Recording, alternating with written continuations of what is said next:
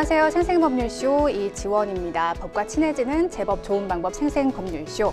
매주 수요일 생생법률쇼에서는 경제 이슈를 짚어보고 분석하는 시간 함께 하는데요. 권혁준 경제평론가 나와 계십니다. 어서 오세요. 네, 안녕하십니까.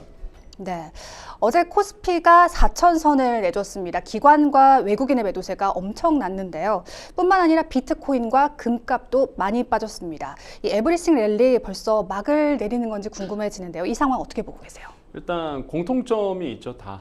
공통점은 금리 인하 시그널이 약간 유예됐다. 이런 시그널이 나오면서 지금 동일하게 다 영향을 받고 있다고 생각을 해봅니다. 뭐 주식, 비트코인 사실 선 반영했거든요. 미국에서 이제 금리 인하를 단행할 거야라고 이제는 반영을 했는데 지금 시장에서는 동결 분위기거든요. 또 그래서 지금 패드워치에서는 한 55% 정도 지금 동결로 보고 있어서 네. 갑자기 분위기가 바뀌면서 이제 영향을 받을 수밖에 없고 금도 마찬가지죠. 금은 이제 금리랑 반대로 움직인다 이렇게 보시면 됩니다. 금리가 내려가야 금값이 이제 오를 텐데 마찬가지로 내릴 거라고 생각하고 금값은 계속적으로 올라섰는데요. 지금 금리가 이제 동결 분위기다 보니까 금값도 조정을 이제 받고 있다라고 생각을 해봅니다.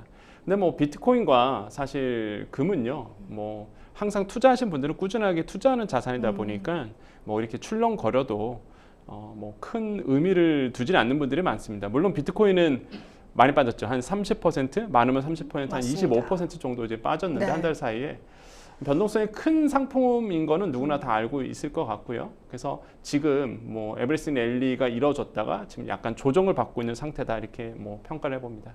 주식 시장도 보면은 시장 과열과 좀 거품론이 제기되면서 좀 시장의 방향이 부정적 흐름으로 계속 이어지고 있는데요.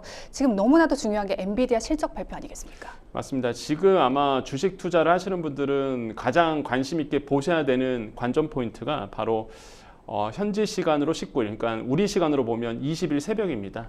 그래서 내일 새벽에 이제는 실적 발표, 3분기 실적 발표를 하는데 일단 기대치보다 더 잘 나오느냐, 요게 이제 가장 큰 포인트입니다. 지금 보니까 엔비디아가 8월에 공시를 했었을 때에 3분기에 한 540억 달러 할 거다. 그래서 전년 동기 대비 한 54% 정도 매출 상승이 일어날 거다라고 발표를 했었거든요. 근데 시장에서는 지금 어떻게 보고 있냐 그러면 일단은 3분기에 549억 달러. 그러니까 전년 동기 대비해서 한 56% 정도 매출 상승. 요거를 이제 보고 있는데 실제 이제 실적 발표가 시장의 전망치보다 더 잘 나온다 그러면 AI에 대한 이 거품론은 일시에 줄어드는 거고 만약에 지금 시장의 예상치보다 덜 나온다. 그러니까 매출은 늘어날 거예요. 매출은 늘어나는데 이 성장 추이가 이제는 과연 이제 과거에 대비해서 좀 줄어드느냐. 요게 이제 포인트거든요. 그래서 만약에 성장의 기조가 예전 맞지 않다,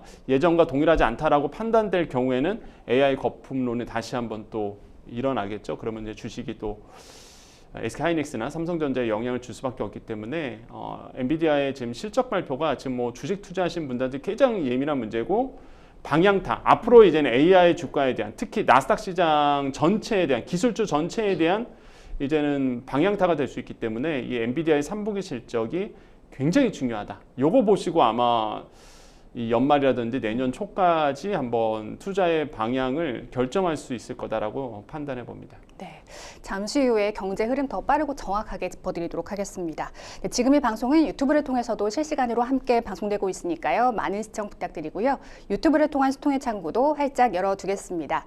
방송 중 궁금하신 질문들 올려주시면 답도해드릴 테니까요. 많은 참여 부탁드립니다. 여러분은 지금 생생법률쇼와 함께하고 계십니다.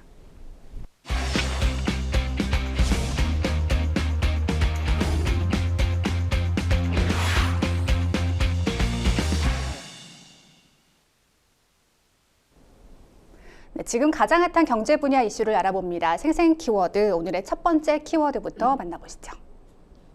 섬뜩한 경고. 네, 첫 키워드부터 섬뜩합니다. 이 한국의 10대 수출 주력 업종 중 절반이 기업 경쟁력 측면에서 중국에 이미 추월당했고 5년 뒤에는 10대 업종 모두가 뒤처질 것이라는 아주 안타까운 전망이 나왔습니다. 주요 내용 짚어주실까요? 네, 그렇습니다. 한국경제인협회에서 이제 우리나라의 이제 수출 기업들에게 물어본 겁니다. 그러니까 이게 어떤 정량적 데이터를 가지고 뭐 미국과 한국과 일본과 중국의 이런 수출 추이 경쟁력을 계산한 건 아니고요. 이런 수출 기업들에게 이제는 서베이 조사를 해서 어떻게 판단하고 있느냐, 어떻게 생각하고 있느냐라고 이제 물어본 겁니다. 여기서 봤을 때에 이제 중국 경쟁력이 우리나라보다 이제는 10대 주요 품목에서 앞설 것이다라고 보고 있고요. 이미 5개 품목은 이미 앞서 있고 향후 5개 품목은 우리가 지금 현재는 괜찮아도 앞으로 또 이것도 뒤집힐 수 있다라고 얘기한 겁니다. 지금 한미일 10대 수출 업종 중국 기업 경쟁력 나오고 있는데 한국 기업 경쟁력을 이제 100으로 가정을 하고요. 10가지의 이제는 수출 업종에 대한 경쟁력을 조사한 겁니다. 봤을 때 이 정말 중국의 기업 경쟁력이 점점 더 늘어나고 있는 것을 볼 수 있는데 예를 들어 보겠습니다. 반도체 같은 경우에는요. 2025년 같은 경우에는 우리가 100이고 중국은 99.3이거든요. 아직 우리가 우위에 있죠. 하지만 5년 후, 그러니까 2030년 되면은요.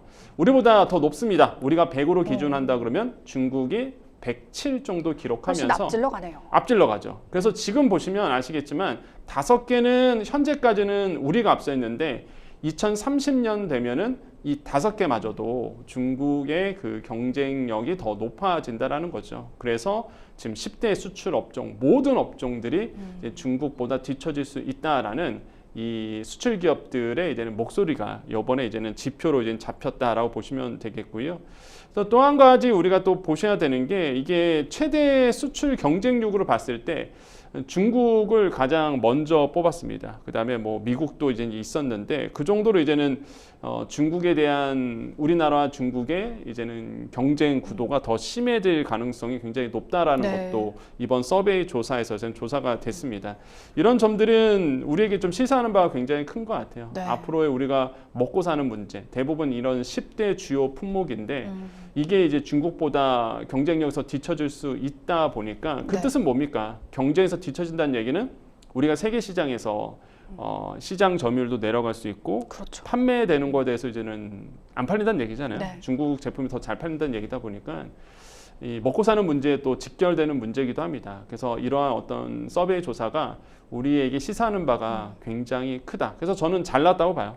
준비를 이제부터 좀 잘하면 되니까. 오히려 경각심을 주는 의미가 되겠군요. 맞습니다. 그래서 이번 서베이 통계가 잘 나온 통계다라고 판단해 봅니다. 네, 정말 여러 산업 분야, 우리 주력 업종까지 중국이 격차를 빠르게 좁히고 있습니다. 실제로 중국에 갈 때마다 산업이 빠르게 발전하고 있다고 느끼는 분들이 굉장히 많다고 합니다. 이 중국 산업의 강점은 무엇일까요? 일단 중국은요, 첫 번째로 본다면 기업 문화가 그렇잖아요. 많은 분들이 이제 중국 하면 공산당 이렇게 떠오시는데. 네. 정치 체계는 공산당이지만은 이제 경제 체계는 사실 민주사회, 그러니까 서방 나라만 못지않게 개방되어 있거든요. 네. 그러니까 이게 일하는 문화가 확실히 다릅니다. 그러니까 우리나라의 그 과거 국가 개발 5개년 계획처럼 네. 우리 해보자, 새마을 운동처럼 우리 할 수 있다, 해보자. 이런 마인드가 지금 중국 기업들한테 그렇군요. 있어요. 네. 그래서 야, 우리가 미국보다 못할 게 뭐 있냐, 이런 마인드가 있거든요. 그래서 정말 열심히 일합니다. 즉 무슨 얘기냐? 바로 노동 시간이 다르다는 거죠. 그러니까 중국 같은 경우에는 지금 주 6일 하루에 막 12시간씩 일한다고 해요, 지금.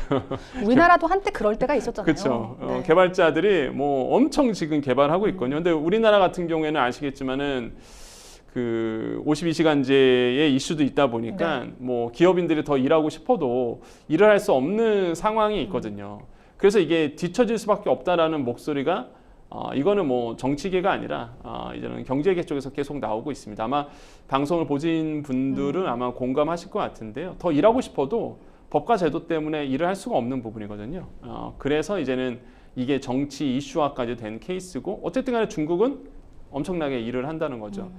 그 다음에 실제 또 보니까 두 번째는 정부 지원입니다. 그러니까 중국 정부는 아주 적극적으로 자국 기업에 대해서 투자를 많이 하고 있죠. 네. 대표적인 게 보조금입니다. 어떤 보조금이냐? 전기가 싸죠, 일단. 그러네요. 전기도 싸고, 네. 그 다음에 세제 지원도 굉장히 많이 해주고요. 네. 그래서 많은 분들이 그런 말 하죠. 차라리 중국에서 기업하는 게 낫다. 물론 지금 과거와 인건비가 많이 높아져서 생산성이 줄어들 수 있다는 얘기 나오지만 그래도 중국 정부의 이제는 기술에 대한 이제 과감한 투자들이 이런 보조금 지원에서 알 수 있듯이 그 정도로 이제는 나오고 있고 특히 중국은 이제는 HBM 네. 예, 반도체에 대한 네. 굵기잖아요. 반도체 굵기, 반도체에 대한 집중력에 투자하고 있어서 우리보다 HBM, 고대역폭 메모리라고 얘기하는데 삼성전자, SK하이닉스보다 한 2년 정도 좀 기술은 뒤처져 있어요. 네. 그런데 뭐 이거는 진짜 중국 정부가 야심차게 밀고 있어서 이 기술의 차이가 점점 더 좁혀지고 있다는 게 문제죠. 그래서 네. 종합해 보면 우리보다 더 많이 일한다. 그다음에 중국 정부의 전폭적인 지원이 있다. 이렇게 좀 판단해 볼 수 있습니다. 네, 중국 정부의 과감한 정책 지원으로 속도전을 내고 있는 중국입니다. 이게 여러 결과적 수치로 증명이 되고 있는데요. 말씀해 주신 것처럼 지금 반도체가 밀릴 것이라는 전망이 다소 충격적이긴 합니다. 지금 주가는 물론 수출까지 한국 경제를 좀 떠받치고 있는 게 반도체라고 할 수 있는데 기업들 입장에서도 중국이 좀 두려워질 것 같거든요. 핵심을 어떻게 보고 좀 대비를 해야 할까요? 그러니까 우리가 사실 지금 주식도 마찬가지고요. 우리나라가 지금 먹고 살 수 있는 것도 네. 그러니까 미래 산업을 먼저 선점했기 때문에 그런 거잖아요. 과거에 삼성전자가 D램이라는 반도체를 처음 시작했을 때 다들 비웃었지만은 결국 해내고 지금은 이제 굴지의 세계 1위 기업이 됐습니다. 그러니까 그런 것처럼 이 반도체가 지금 우리 시장을 이제 먹여 살리고 있는데 만약에 이런 상황에서 중국이 기술 개발을 해서 우리의 반도체보다 기술력이 더 뛰어난 반도체를 만든다고 상상해 보십시오. 우리 뭐 먹고 사냐 이거죠. 예, 그 정도로 지금 중국이 계속적으로 기술 개발하고 있고 아직은 시장에선 그런 얘기를 합니다. 한 2년 정도는 우리가 앞서 있다. 2년 정도는 앞서는 있지만 이게 언제든지 또 좁혀질 수밖에 없다. 이렇게 이제는 보고 있기 때문에 중국 반도체에 대한 이 성장 가능성에 대해서 우리는 경각심을 가져야 돼요. 중국이 가장 큰 장점이 이 가격 경쟁력입니다. 엄청나잖아요, 사실. 네. 그래서 엄청 대량으로 뽑아낼 수 있기 때문에 가격 경쟁력도 가지고 있고 무엇보다 기술력이 좁혀지고 있다고 누누이 말씀드렸는데 그 기술은 과연 어디서 갖고 왔을까라고 본다 그러면 제가 봤을 때 우리나라에서 많이 가지 않았을까? 실제로 많이 유출이 됐죠. 유출 많이 됐죠. 네, 일단 인력도 많이 갔고요. 맞습니다. 예, 우리나라의 고급 인력들이 높은 연봉 제시를 통해서 이제 중국으로 많이 가기도 했고 또 하나는 산업 스파이들이 굉장히 많죠. 네. 지금도 눈에 보이지 않지만 암암리에 활동하고 있는 이런 산업 스파이들이 우리나라의 기술을 이제는 채가기 위해서 혈안이 되어 있는 상태고 이런 것들이 언론에 보도가 많이 된 케이스도 많습니다. 점점 더 기술이 이제 좁혀질 수밖에 없고 그다음에 중국이 갖고 있는 정부의 의지, 전문 인력들, 그다음에 인프라 투자 이런 것들이 반도체 부분에서의 이제는 점점 더 우리를 이제 두렵게 하고 있다라는 부분 이런 점들은 우리가 좀 경각심을 가져야 되고요. 아까도 말씀드린 것처럼 인프라 시설이 굉장히 좋아요. 그러니까 중국 같은 경우는 아까도 말씀드린 것처럼 보조금 많이 주잖아요. 네. 전기도 싸죠. 물도 쌉니다. 예. 그러다 보니까 모든 면에서 사실 중국이 지금 뭐 반도체 굵기를 통해서 계속적으로 지원을 하고 있어서 이런 것들이 이제는 가장 큰 두려움 중에 하나다. 그래서 우리도 역시나 그에 맞춰서 더더욱 기술 개발, 그 다음에 미래를 선점할 수 있는 정부의 적극적인 지원이 필요해 보인다라고 말씀드릴 수 있습니다. 네. 최근 이재명 대통령과 이재용 삼성전자 회장 등이 모인 민관 합동투자회의에서 4대 그룹이 국내 산업 공동화를 막기 위한 800조 원 투자를 약속했습니다. 사실 지금 우리 기업이 처한 현실이 녹록지 않아 보이는데요. 이 기업들이 투자하기 좋은 환경을 조성하기 위해서는 정부가 어떤 대책을 마련해야 한다고 보십니까? 일단 지금 저는 기업인들이 큰 역할을 하고 있다고 생각을 해봅니다. 네. 뭐 아시겠지만 항상 어려울 때마다 우리나라의 기업인들이 큰 역할을 해왔어요. 지금 이번에도 마찬가지죠. 이 대미 투자에 대한 이슈가 계속 있었습니다. 그래서 이미 팩트시트가 나오면서 어느 정도 일단락 되고는 있으나 하지만 시장에서 걱정하는 건 그거였죠. 이 대미 투자만 늘어나면 국내 투자 어떡할 거냐 이거죠. 예, 제가 제일 걱정했던 게 이거였습니다. 계속 미국 이슈가 나올 때마다 미국에 투자한다고 기업들이 발표를 합니다. 정부도 미국 투자에 대해서 심혈을 기울였어요. 뭐 협약은 해야 되니까. 근데 문제가 자꾸 미국에 투자하면 우리나라 투자가 줄어들잖아요. 네. 그 뜻은 뭐냐면 일자리가 줄어드는 거예요. 그래서 이게 가장 큰 문제였는데 최근에 지금 보도자 이제 사진도 나오고 있는데 그래서 이제 이재명 대통령과 그룹 총수들이 그래서 만난 겁니다. 그래서 얘기가 나왔던 게 국내 투자 금액을 늘려가겠다라는 거죠. 예, 이재용 회장 같은 경우도 6만 명 고용, 그래서 450조 원 투자하겠다라고 밝혔는데요. 저는 굉장히 환영합니다.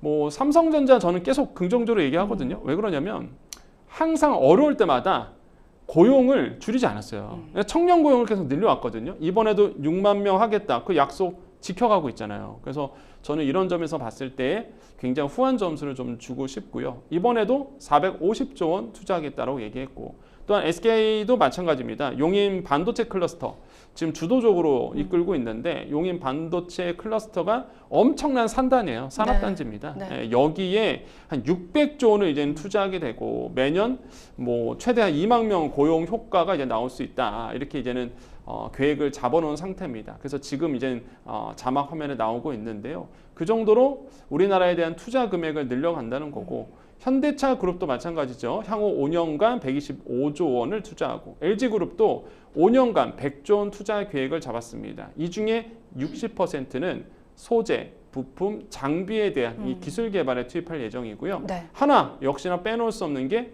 조선이죠. 그리고 방산입니다.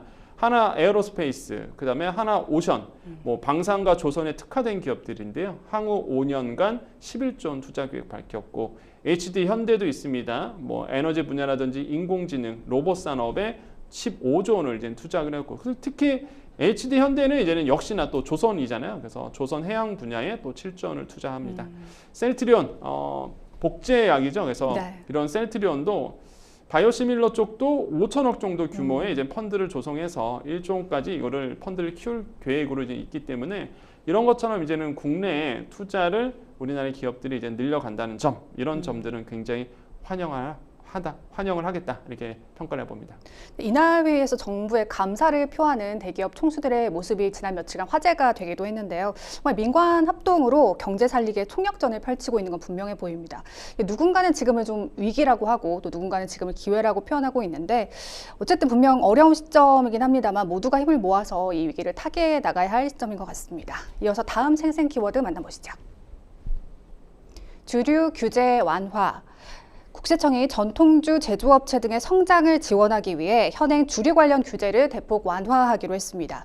홍보를 위해 제공할 수 있는 시음주 물량이 최대 20%까지 확대되고, 또 관광지 등 주류 수요가 많은 지역의 경우 종합 주류 도매업 신규 면허가 발급된다고 합니다. 어떤 효과를 기대해 볼 수 있을까요? 이게 그 국세청이 주류에 대해서 좀 규제를 완화하겠다고 밝혔는데, 요거는 이제 오해하지 말아야 되는 게, 뭐 소주라든지 맥주 이런 게 아니라요. 이제 네. 전통주, 우리나라에 대한 이제 전통주에 대한 부분에 대해서 이제 네. 규제 완화를 좀 해주겠다, 이런 부분입니다. 막걸리 같은 거죠? 예, 맞죠. 그래서 네. 우리나라에 이제 전통주 좋잖아요. 그래서 이제 두 가지 측면이 있는데, 첫 번째로 본다 그러면 시음할 수 있는 그 물량을 좀 개선해 주겠다라는 거죠. 그러니까 지금 현재 본다 그러면 이게 시음할 수 있는 물량이 딱 정해져 있습니다. 그러니까 업체들이 뭐 마음대로 시중에 시음주로 해서 풀 수가 없어요. 이게 딱 정해져 있거든요. 네. 근데 이거를 이제는 좀 한도를 높여주는 건데, 이제는 전통주 같은 경우에는 이제 9,000리터에서 이제는 11,000리터로 해서 한 20% 정도 시음 물량을 더 높여줍니다. 그러니까 전통주 같은 경우에는 조금 더, 시음이라는 게 뭐예요? 결국에는 맛배기로 보여주는 거잖아요. 접근성을 좀 높여주는 네. 의미가 되겠죠. 보통 우리가 홍보, 그러니까 PR 네. 쪽에서는 이런 걸 우리가 판촉이라고 얘기하죠. 네. 판매 촉진의 하나의 어떤 전략으로서 샘플링이라고 얘기하거든요. 그러니까 샘플을 주는 거죠. 그래서 맛보기 하고 괜찮으면 구매까지 넘어오는. 그래서 이제 시음인데, 이 시음주에 대해서 한 전통주는 20% 늘려주고, 그다음에 탁주와 과실주 이런 거 같은 거, 이런 거는 지금 뭐 소주와 맥주를 제외한 주류입니다. 그래서 이런 탁주라든지 과실주 같은 경우에는 한 연간 한 9,000리터에서 10,000리터로 해서 10% 정도 더 늘려주죠. 그래서 이렇게 시음할 수 있는 물량을 늘려준다. 그러면 예를 들어서 여러분이 한번 생각해 보세요. 방송 보신 분들 중에서 내가 이제 지역에서 뭐 전통주를 만들려고 합니다.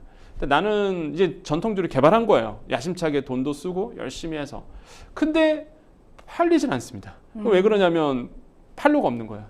내가 뭔가 팔고 싶어도 이거를 유통으로 돌려야 되는데, 그게 상당히 어렵다고 어렵죠. 예. 네. 뭐 말 그대로 이름도 모르는 네. 신생 기업의 술을 누가 먹으려고 그러겠어요. 그럼 제일 먼저 할 수 있는 게 일단 맛보세요, 이거죠. 예, 이런 어떤 페어라든지 아니면 박람회 가서 이거 한번 맛보세요, 이런 거잖아요. 그래서 네. 맛보고 나서 또 괜찮네, 그럼 또 구매로 넘어가잖아요. 이런 것처럼 시음은 이런 영세 전통주 기업에게는 굉장히 중요한 거거든요. 그래서 이런 부분을 좀 늘려주겠다는 것이 이제 국세청의 이제 생각인 거고, 또 한 가지가 종합주류 도매업의 면허 제도를 좀 이제 손보게 됩니다. 이게 왜 그러냐면, 지금까지 이제 과당 경쟁 때문에 이런 네. 지역별로 정원제로 딱 짜져 있었어요. 그러니까 주류 도매업을 할 수 있는 인원이 한계가 있습니다. 근데 그게 어떻게 정해지냐면 인구수에 따라서 이렇게 정해져요. 그렇군요. 네, 그다음에 주류 물량에 대해서. 그러면 이제 생각해 보십시오. 인구가 적은 곳은 네, 당연히 신생 기업이 들어갈 수가 없어요. 그렇겠네요. 그러니까 기존에 했던 주류 도매업자가 계속 하게 됩니다. 라이센스가 안 나오는 거죠. 네. 그러다 보니까 어떻게 되냐면 거의 독점이에요. 여기서 물량을 안 풀어주면 네. 전통주가 판로가 어떻게 아예 만들 수가 막히겠네요. 없어요. 네, 그래서 이제는 이런 종합주류 도매업 면허를 이제는 그 기준을 세울 때에 주류 소비량 기준이랑 그 다음에 이제 인구수 기준 평균값에서 더 높은 것을 하겠다. 그러니까 주류 소비량은 뭐냐 그러면 이런 거죠. 예를 들어서 축제를 엽니다. 한 네. 지방에서. 그럼 엄청나게 많은 분들이 그 지방에 와서 이제 주류를 소비하게 될 거예요. 그러니까 요것도 이제는 포함이 되는 거죠. 그렇게 된다 그러면 이 라이센스가 한 장이 더 나올 수도 있는 거잖아요. 그러면 다수의 도매업자가 생기는 거고 그렇게 되면 경쟁이 붙을 거고 그렇게 된다 그러면 이제 전통주에 대한 또 우리나라의 술에 대한 이런 것들이 더 판로가 열리기 때문에 이런 점에서는 굉장히 환영할 만하다 이렇게 좀 생각을 해봅니다. 네, 사실 시음주 한도 확대가 실효성 있는 지원인가 사실 의문이 들었는데 평론가님 말씀 들어보니까 영세업체는 분명한 도움이 될 것 같긴 합니다. 근데 결국 업계가 원하는 건 유통구조 개선이나 판로 확대 등의 근본적인 문제 해결일 텐데 좀 어쨌든 냉정하게 보면 보여주기식 규제 완화만 하고 있는 건 아닐지 우려스럽거든요. 맞습니다. 지금 이제 시음주의 물량 확대라든지 아니면 도매업자에 대한 라이센스 개선이라든지 이게 지금 이제는 정부가 하고자 하는 일인데 이게 지금 유통업계에서는 또한 그 전통주 판매하시는 분들 제조업 같은 경우에는 가장 중요한 게 근본적인 대책은 판로 개척이다 이렇게 얘기를 해요. 그래서 네. 직접적인 판로 개척을 좀 할 수 있는 유통망을 좀 만들어줬으면 좋겠다는 얘기를 지금 계속적으로 하고 있고요. 아까도 말씀드렸다시피 우리나라의 주류 도매업이 이 대형 중심으로 가다 보니까 네. 이게 사실 뭔가 신생기업이 끼기가 좀 어려운 부분이 있습니다. 그리고 내가 아무리 전통주를 개발해도 전국적으로 팔려야지만 유지가 될 거 아닙니까? 사업이라는 게. 근데 이제는 지역 내에서만 사실 내 툴이 내가 만든 전통주가 지역 안에서만 팔리다 보니까 이게 전국 판로가 좀 어렵거든요. 그래서 이런 것들에 대해서 이제는 정부의 좀 지원이 필요하다라고 이제는 업계에서는 지금 얘기를 하고 있고요. 그래서 판로 지원 이런 부분에 대해서 이제 목소리가 높여가고 있습니다. 최근도 아니죠. 몇 년 전에 네. 전통주에 대한 법이 바뀌었죠. 전자상거래법이 바뀌었는데 원래는 이제 수율은요 전자상거래 그러니까 쇼핑몰에서 거래가 안 됩니다. 지금은 되잖아요. 지금은 되죠. 네. 이제 개정이 돼서 전통주는 돼요. 그러니까 소주와 맥주는 아직도 쇼핑몰에서는 구매가 안 되고요.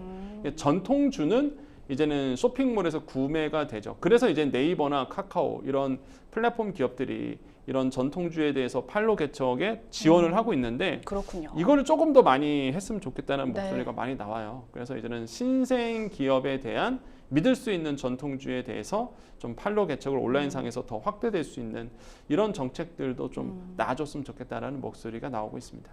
그럼 이러한 규제 완화가 장기적으로 봤을 때 국가의 주세 수입에는 어떤 영향을 미칠지도 궁금합니다. 더 큰 세수를 안정적으로 확보할 수 있게 될까요? 일단 이번 개정안은요. 네. 좀 주세랑 상관없죠. 왜냐면은 그렇습니까? 물론 장기적으로 보면 상관이 네. 있을 거예요. 만약에 전통주가 잘 팔린다.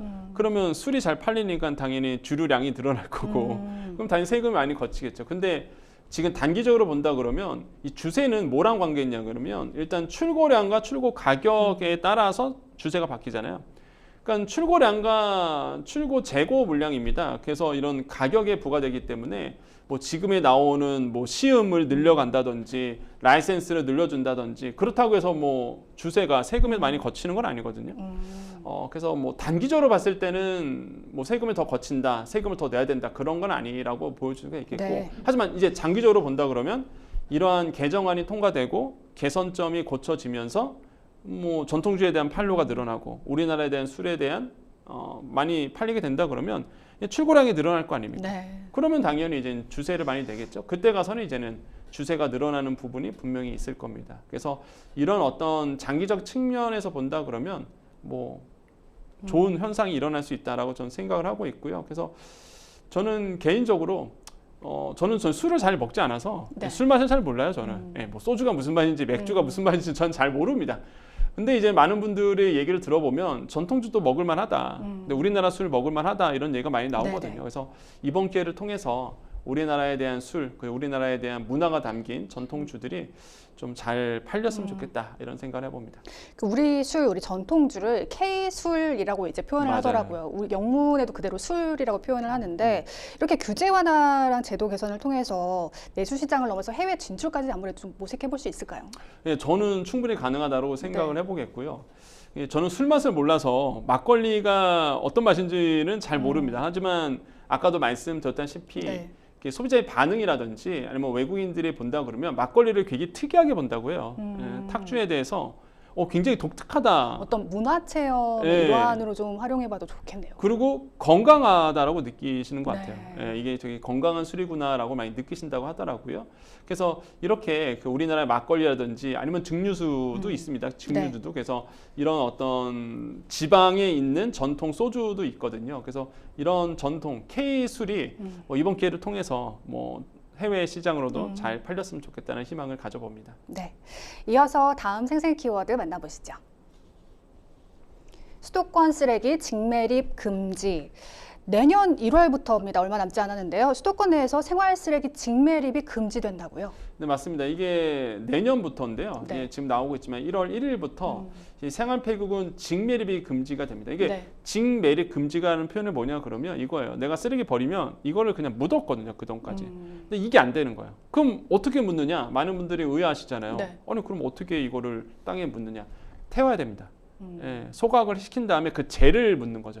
그럼 아무래도 좀 묻을 수 있는 공간이 더 확보가 되겠네요. 그렇죠. 네. 그래서 지금 이게 이제 내년 1월 1일부터 돼요. 그래서 자막도 나오지만은 네. 쓰레기를 이제는 재활용하거나 아니면은 태우고 남은 그 소각재만 이제는 매립이 가능하게 되는 거예요. 네. 발등에 불이 떨어졌습니다. 그러니까요. 네, 지금 소각장 그러다 보니까 소각장이 필요한데 우리나라에 지금 소각장 한계가 있거든요. 그러다 보니까 소각장을 더 세워야 된다는 목소리가 있는데 그게 또 지역의 민심에 영향을 주다 보니까 이게 좀 어려운 문제도 있고 그래서 현재 이제는 이러지도 못하고 저러지도 네. 못한 상황이 지금 되고 있고요. 그래서 네. 많은 분들이 이 이슈가 뉴스에 나오면 단순히 이걸 어떻게 라는 게 아니라 태워서 매립한다. 그렇게 이해하시면 될 것 같아요. 근데 지금 인구의 대부분이 밀집되어 있는 서울과 경기 지역이 가장 시급한 문제인 것 같은데 지금 서울 경기 지역에 소각장을 지은 곳이 단 한 곳도 없잖아요. 네. 주민 반발도 말씀해 주신 것처럼 워낙 심한 상태입니다. 그럼 이렇게 되면 직매립이 금지돼서 쓰레기 대란이 벌어지지 않을까 싶은데요. 그럴 수도 있어요. 네. 제가 봤을 때는. 왜냐하면 지금 조사에 의하면요. 올해 수도권 3개 시도의 이제 매립지 생활 폐기물 반입량이 총 51만 톤이라고 얘기합니다. 그 중에서 서울이 한 22만 톤 되고요. 경기가 21만 톤. 거의 많이 차지를 하고 있죠. 인천이 7만 톤 정도 되는데 만약에 이 계획대로 실행이 된다 그러면 이거 다 태워야 되거든요. 일단. 네. 그냥 묻을 수는 없으니까 태워야 되는데 그렇게 된다 그러면 어디서 태우냐가 이제 문제가 되는 거예요. 그래서 지금 대안이 없다고 지금 얘기하고 있거든요. 지금 이미 이슈화 되고 있지만 마포구 같은 경우에는 마포구 가보시면 아시겠지만 네. 플랜카드 계속 걸려 있습니다. 서울시의 이 마포구에 있는 그 우리가 흔히 얘기하는 과거의 난지도 예, 그 디지털 미디어 시티 여기에 있는 이 소각장이 있거든요. 거기에 이제 증설하려고 했는데 마포 구민들의 이제 반발. 저는 충분히 이해가 가요. 근데 난지도 일대를 지나가다 보면 탄 냄새가 계속 올라오긴 합니다. 여전히. 아 그런가요? 저는 네. 별로 느끼질 못했는데 네. 아무튼간에 그 마포구 주민들의 저는 충분히 이해가 가거든요. 지금도 있는 것도 아마 싫어하실 텐데 거기에 추가 그러니까요. 증설을 한다고 하니 당연히 네. 이제는 마포 구민들의 반발은 굉장히 심할 수밖에 없는 부분이고 그래서 이제 플랜카드가 있고 그다음에 또 소송까지 걸었는데 서울시가 졌어요. 그래서 지금 서울시는 일이 어떻게 하나 이런 좀 난처한 상황이 돼버린 거고 네. 경기도 지금 마찬가지죠. 경기도도 지금 광주 그다음에 고양 부천 쪽 요걸 이제 후보지로 두고 있는데 지역에 대한 반발도 심하고요. 인천 같은 경우에는 이제 부평 쪽인데 반발이 되게 심합니다. 그래서 지금 이제 소각장을 그러니까 공공 소각장이에요. 공공 소각장을 더 이제 증설해야 되는 부분에 안고 있는 거죠. 답은 결국에는 그러면 증설을 못하면 민간 소각장에서 태워야 되는데 민간 소각장 하면 비용이 더 들 거 아닙니까? 그러니까 세금이 더 들어가니까 네. 그것도 참 녹록지도 않고 그래서 지금 현재 이런 지역 민심의 반발과 그 다음에 제도적인 미비로 인해서 지금 쓰레기 대란도 일어날 수 있다라는 조심스러운 전망이 지금 나오고 있습니다. 네, 정말 그야말로 쓰레기 대란이 현실화될지 제도 시행에 불과 한 달여 앞으로 다가왔는데요. 쓰레기를 앞으로는 묻지 않고 반드시 소각해야 하는 만큼 이 소각 여건이 충분하지 않은 지자체의 발등에 불이 떨어진 상황입니다. 네, 지금까지 생생 키워드 만나봤고요. 저희는 뉴스픽스로 다시 돌아오겠습니다. 여러분은 생생 법률쇼와 함께하고 계십니다.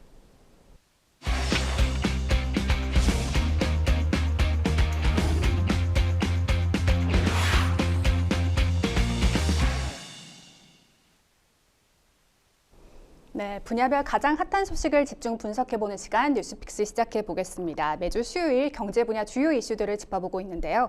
오늘 만나볼 주제는 주담대 금리 2년 만에 6%대 더 좁아진 은행 대출 문턱입니다.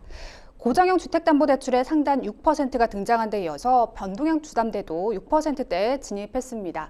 이 주담대 혼합형 금리가 6%대까지 올라선 건 지난 2023년 12월 이후 약 2년 만이라는데 그 이유부터 짚어주실까요? 네, 지금 주담대 금리가요, 이게 심상치가 않습니다. 네. 지금 이제 고정형, 보통 우리가 혼합형이라고 얘기하죠. 이 고정형 금리를 본다 그러면 지금 이제 차트에 나오고 있는데요. 이게 8월 말과 11월 14일 기준으로 이제 비교를 본다 그러면 8월 말 같은 경우에는 한 5.5% 상단 얘기입니다. 지금의 이제 고정형이 상단이 6.06% 이렇게 돼요. 그러니까 굉장히 높죠. 예, 그래서 지금 고정형이 굉장히 올라온 상태고요. 그다음에 이제는 변동금리도 마찬가지입니다. 5.5%에서 5.7%로 상단이 이제 올려놓은 상태고, 뭐 신용대출 금리도 상단이 5.2%. 그래서 더 올라왔다라는 거죠. 지금 보시면 차트에 보시면 아시겠지만 변동금리는요, 이제 코픽스 기준으로 이제 금리가 움직이게 되고, 혼합형 금리, 그러니까 고정형 같은 경우에는 은행채 5년물 기준으로 사실 이제 좀 기준이 되죠, 금리가. 근데 이 은행채 5년물이 이게 8월 말보다 많이 올랐어요. 이게 8월 말에는 한 2.8% 정도 됐었다가 11월 14일 같은 경우에는 3.3%가 됐거든요. 5년물 채권 금리가. 그러니까 당연히 고정형이 더 크게 이제 오를 수밖에 없는 거고, 이 혼합형 금리가 그래서 이제 지금 6%대에 다시 한번 올라섰다라는 겁니다. 그러면 왜 올랐을까가 이제는 가장 큰 이슈죠. 아니 금리 내린다며, 금리 인하 시기라며 아마 그러셨을 거예요. 근데 지금 일단 시장 금리가 올랐습니다. 그러니까 시장 금리가 먼저 기준 금리보다 먼저 반응하거든요. 네. 아시겠지만 기준금리 인하 시그널을 맞긴 맞는데 지금 대외적인 환경이라든지 뭐 좀 이따 말씀드리겠지만 환율, 부동산 시장 때문에 금통위에서 야, 금리는 지금 동결 이렇게 보고 있는 거예요. 그러다 보니까 시장 금리가 먼저 반응했습니다. 금리 안 내리네, 기준금리 안 내리네, 그럼 오케이, 일단은 멈춤, 인하 멈춤. 그러다 보니까 이제는 좀 기준 시장 금리가 좀 올라가는 이제 분위기가 연출이 됐고, 그게 이제는 주택담보대출에 영향을 줬다 이렇게 생각을 해봅니다. 두 번째로는 정부의 대출 규제 강화인데요. 뭐 이미 다 뉴스 통해서 아실 겁니다. 뭐 6.27 대책부터 시작해서 9.7 대책 나왔죠, 10.15 대책 나왔죠. 부동산에 대한 규제가 압박이 굉장히 심합니다. 그러다 보니까 정부 은행들도 정부의 눈치를 봐야 돼요. 이대로 대출 많이 해주면 안 되겠네. 그래서 총량 규제도 들어왔고, 네. 그래서 금리 특히 이제는 어차피 기준금리는 정해져 있잖아요. 네. 코픽스 금리나 코픽스라든지 아니면 은행물 5년물짜리 다 정해져 있잖아요. 그거는 은행들이 어찌할 수가 없어요. 은행들이 할 수 있는 건 가상금리죠. 네. 그러니까 가상금리를 안 내려요. 가상금리를 계속 높입니다. 그러면서 대출 규제에 이제 들어가는 거죠. 한마디로 총량을 이제 줄이려고, 그래서 가상금리를 높이면서 대출 금리를 높게 잡고 있다. 그래서 주담대를 좀 어렵게 만들고 있다라는 거. 그다음에 이제 세 번째로 본다고 하면 가계대출 부담이 되고 있습니다. 금리가 높아지잖아요. 그러면 결국에는 총량 규제를 한다는 얘기는 뭘까요? 어쩔 수 없이 은행들은 하긴 해야 돼요. 네. 정부가 하라 그러니까. 그러면 은행들이 가장 쉽게 돈 벌 수 있는 게 하나가 사라지는 겁니다. 은행들은 사실 이자 먹기로 돈 쉽게 번 거잖아요. 맞습니다. 이자 수익이 주 수익원인데 네. 이게 대출이 안 나가다 보니까 이자 수익을 못 벌잖아요. 그럼 어떻게 하느냐? 결국에는 가상금리를 안 떨어뜨려 또. 그러니까 이런 것 때문에 더 금리를 붙여서 더 상품을 팝니다. 그래서 이러한 요인 때문에 제가 봤을 땐 당분간은 주담대는 내려가지 않는다. 만약에 내가 주담대를 꼭 받아야 된다 그러면 내년 상반기. 네. 내년 상반기를 보셔야지 이번 연도는 이제 금리는 안 내려간다 이렇게 보시면 되겠습니다. 네. 아까 언급해 주셨지만 지금 부동산 집값과 환율이 상당히 불안정한 상황이잖아요. 잠시 그 중앙은행이 구두로 개입해서 좀 안정시키긴 했었는데 왜 이렇게 흔들리고 있는 겁니까? 이게 참 제가 예전부터 계속 말씀드렸잖아요. 이게 환율을 봐야 된다. 네. 예, 뭐든지 지금 환율이 너무 불안하다고 했는데 지금 와서 막 난리도 아니죠. 지금 환율이. 그래서 이게 두 가지 이유가 있어요. 일단 지금 환율 같은 경우에는 계속 보면은 부동산 시장과 그다음에 이제 환율 문제로 인해서 금리에 대한 문제가 있거든요.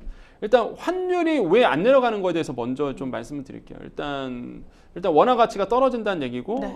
달러 가치는 올라간다는 얘기입니다. 그러면 이제 원화 가치가 왜 떨어진다 본다 그러면 외국인들이 봤을 때 우리나라에 대한 이제 펀더멘탈 이런 것들을 좀 불안하게 보고 있는 것 같아요. 네. 그러다 보니까 개인들의 매수를 하고 있지만 외국인들이 계속 뭐 지금 채권 시장이라든지 아니면은 주식 시장에서 유가증권 시장에서 계속 매도를 하고 있는 부분이 있거든요. 그러니까 이런 것들에 대한 외국인들의 이제 매도 행렬 이런 것 때문에 원화 가치가 지금 떨어지고 있고 또 하나는 이제 원화 가치가 떨어진 이유는 이제 수출 기업의 내고 물량이 안 풀립니다. 그러니까 수출 기업들이 외국에서 돈을 벌면 달러를 벌었잖아요. 네. 그러면 우리나라 와서 달러를 풀어야 됩니다. 네. 원화로 바꿔서 뭐 월급도 주고 보너스도 주고 투자도 하고 이래야 되는데 시장이 불안하다 보니까 이제 기업들이 이제는 이 내고 물량을 안 푸는 거예요. 내고 물량은 외국에서 번 달러를 국내 와서 푼다 이렇게 이해하시면 됩니다. 근데 네. 요 물량이 없어요. 요 물량이 없다 보니까 지금 상황에서는 이제 원화 가치가 계속적으로 낮아지고 있고 뭐 이유는 더 많습니다. 뭐 엔화 약세도 동조하다 보니까 엔화 약세 때문에 달러 원화 약세도 일어난다. 기타 등등 너무나 많은데 주요한 이유는 요 정도로 보고요. 그러다 보니까 금리를 못 떨어뜨립니다. 네. 예, 환율 때문에라도 못 떨어뜨려요. 지금 네. 환율이 계속 높아지는 상황에서 금리를 우리나라 기준금리를 인하한다? 그러면은 뭐 환율에 지금 너무 뜨거운데 여기에 기름 붓는 격이죠. 네. 그럼 환율 더 올라갑니다. 그래서 금리는 제가 봤을 때는 뭐 지금 상황으로는 동결이 맞고요. 그러니까 이창용 한은 총재가 이제 인터뷰를 했죠. 블룸버그와 인터뷰를 통해서 그 이제 이런 얘기를 했어요. 지금 데이터도 나오고 있는 그 자막도 나오고 있는데 금리 인하 요구, 인하 규모, 시기, 방향 전환 새로운 데이터에 달려 있다. 이렇게 얘기를 했어요. 그러니까 금리의 결정은 데이터를 보고 판단하겠다. 그 데이터는 뭐냐? 환율과 부동산 시장인 거죠. 그래서 환율이 지금 이렇게 요동치고 있는데 금리 인하한다? 지금 봤을 때는 어렵고요. 또 하나 부동산 치솟았습니다. 네. 여기에 금리 인하를 한다? 유동성이 풍부해진다는 얘긴데 그러면 그 빚져서 대부분들이 이자가 싸니까 또 뭐 하겠어요? 부동산 시장에 영향을 줍니다. 이게 시차를 두고 부동산 시장에 영향을 줘요. 그래서 그 한국은행 금통위원들이 아마 네. 제가 봤을 때는 이게 금리를 현 상황 지금의 매크로 환경을 보고 본다 그러면 금리를 인하하기에는 지금 상황은 좀 어렵지 않나. 그래서 네. 동결로 지금 갈 거다라고 보고 있고요. 지금 만약에 금리를 인하해서 유동성을 푼다 그러면 이 가계 신용도 크게 문제가 될 수 있습니다. 네. 지금 이 차트도 나오고 있는데 이번 연도 3분기를 보면은요. 가계 신용이 1968조 원입니다. 이게 어마어마한 거예요. 이게 가계 신용이란 뭐냐 그러면 가계 대출 플러스 판매 신용. 여기서 말하는 판매 신용은 신용카드를 얘기합니다. 여러분이 신용카드 쓴 거 이거 아직 안 갚았잖아요. 네. 한 달 동안 쓴 거 안 갚은 거. 그거를 우리가 판매 신용이라고 얘기하거든요. 그러니까 요거를 다 합친 게 이제 가계 신용이라고 얘기하는데 이게 지금 1968조 원이나 된다는 거예요. 계속 높아지고 있습니다. 이게 해결이 안 돼요. 계속 높아지고 있어서 이런 부분, 이런 상황에서 금리 인하를 만약에 단행하게 되면 이게 또 빚지시는 분들, 대출받는 분들이 더 늘어나다 보니까 네. 이런 것도 고민을 안 할 수가 없는 거예요. 네. 그래서 이런 복합적인 이유로 인해서 제가 봤을 때는 금리가 동결로 갈 가능성은 굉장히 크다. 지금 상황으로는 이렇게 판단해 봅니다. 정부의 서민금융 지원 정책으로 대출 시장에 혼란이 발생했다는 지적도 나오고 있습니다. 신용 점수가 높은 대출자가 오히려 더 높은 금리를 적용받는 역전 현상이 나타난 건데요. 이건 어떻게 된 건가요? 그러니까 이게 어떤 이슈냐 그러면 네. 보통 우리가 은행에서 여러분이 한번 은행이라고 생각해 보십시오. 누구한테 돈을 빌려주는데 신용도가 좋은 사람이 있고요. 신용도가 안 좋은 사람이 있어요. 신용도가 좋은 사람은 빚을 잘 갚을 거예요. 내가 빌려준 돈 잘 갚을 겁니다. 네. 리스크가 줄어들죠. 그러니까 이자를 좀 낮게 해줍니다. 그런데 신용도가 나쁘신 분이 있어요. 아, 이 사람한테 돈 빌려주면 왠지 연체될 것 같고 안 줄 것 같아. 그러면 일단은 이자를 많이 받자. 일단 이 사람한테 빌려주고 이자를 많이 받자. 그래서 가장 기본적인 건 그거예요. 신용도가 낮은 사람에게는 이제는 리스크 프리미엄이 있기 때문에 이자를 많이 받는 거고 신용도가 좋으신 분들은 이자를 좀 낮게 부릅니다. 이게 원래 원리예요. 은행들은 그대로 해왔습니다. 그런데 이재명 대통령이 최근에 이런 얘기를 했죠.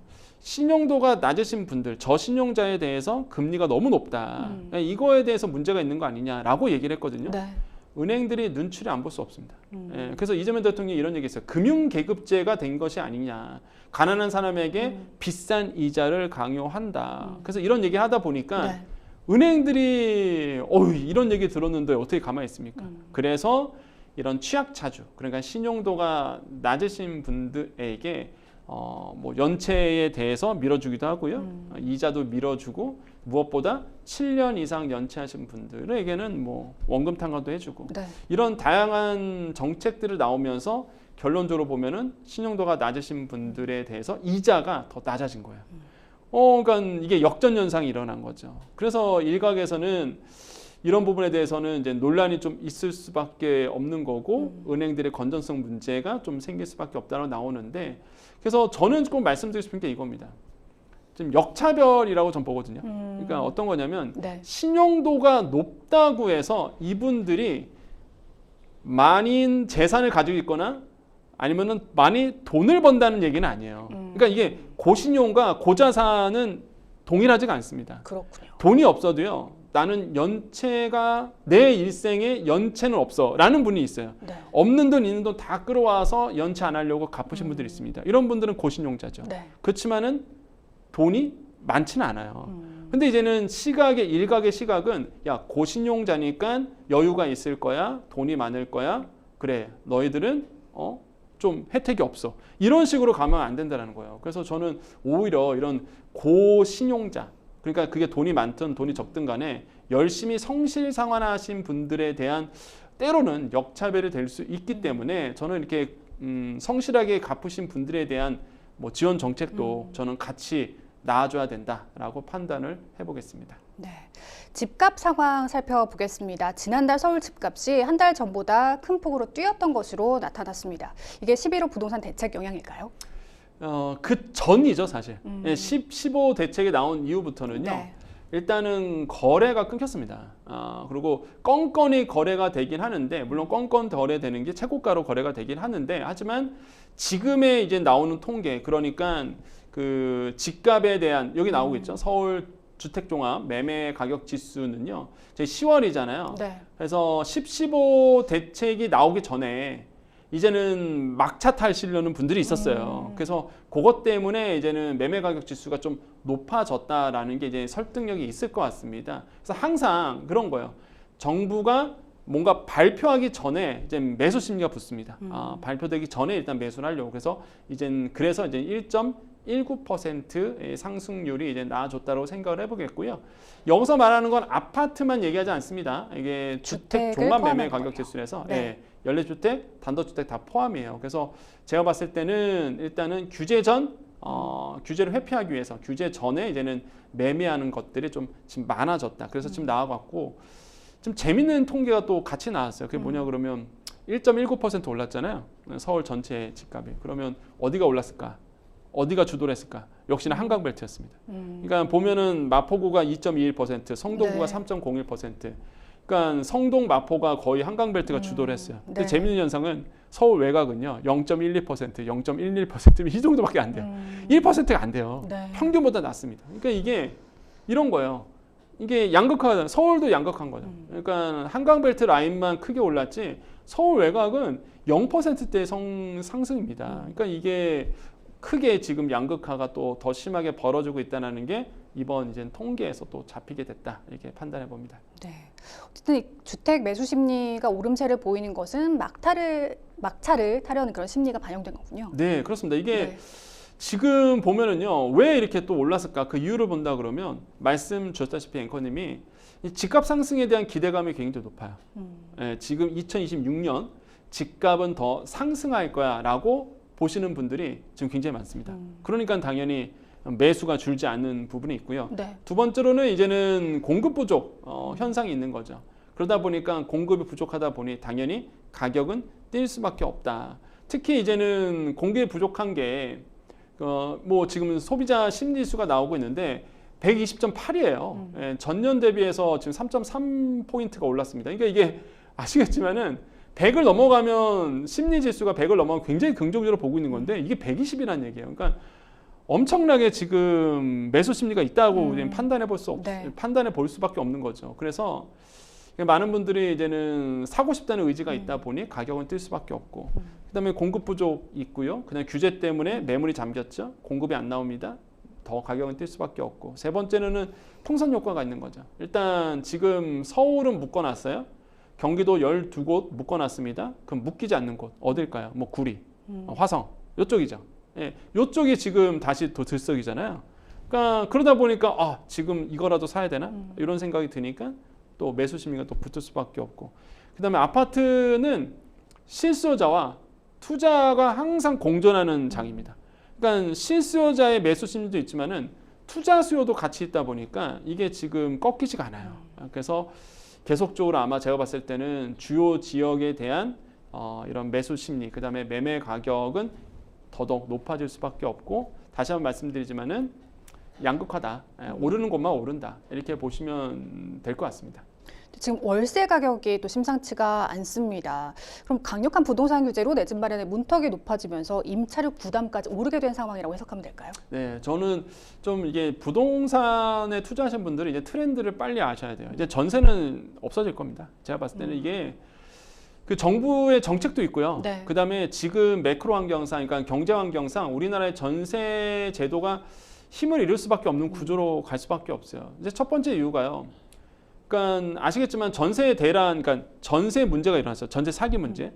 그게 중요한 이유가 전세라는 대출 제도가 있기 때문에 사실 일어난 거잖아요. 그래서 정부가 이런 문제 때문에 전세를 점점 더 줄이고 있다라는 거고, 그러다 보니까 월세로 쏠림 현상이 심해집니다.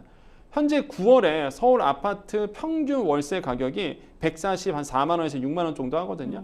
그러니까 계속 높아지고 있어요. 결국에는 전세가 사라지다 보니까 당연히 이제 월세 시장으로 넘어올 수밖에 없고, 고이든 타이든 간에 뭐 어쩔 수 없이 자이든 간에 뭐 넘어올 수밖에 없어요. 그래서 나는 월세 살 수밖에 없고, 그럼 월세 수요가 많아지니까 월세 가격은 높아지는 거고. 그럼 뭐가 문제냐? 내가 예를 들어서 월급 받으면 청년들 같은 경우에는 월세로 다 나가잖아요. 그러니까 나의 처분 가능 소득, 가처분 소득이 줄어들고, 그럼 이런 분들은 소비를 또 안 하게 됩니다. 그러니까 내수에 또 문제가 생기죠. 그래서 이게 지금 월세화 현상은 어쩔 수가 없는 상황으로 지금 갈 거다라고 보고 있고요. 좀 오죽하면은 지금 월세 시장 임대인들한테 이런 얘기가 돕니다. 그러니까 월세도 잘 받아야 된다. 그러니까 전세는 사실 어차피 전세 사시는 분도 가지고 집주인들 그걸 레버리지 돌려서 뭐 갭 투자를 하던 뭐 투자하는 거잖아요. 그러니까 전세는 일단 땡큐예요. 집주인들 입장에서는. 그런데 월세는 다릅니다. 월세는 안 주기 시작하면은 임대인들 입장에서는 그렇게 골치 아파요. 월세가 안 들어오잖아요. 그럼 얼마나 골치 아픕니까? 그래서 이제 이런 세입자도 면접을 보고 뽑아야 된다. 이런 얘기가 나와요, 지금 시장에서는. 그래서 지금 이런 어떤 부동산 시장이 이런 식으로 지금 흘러가고 있어서 아마 제가 봤을 때 이런 현상들이 더 심해질 겁니다.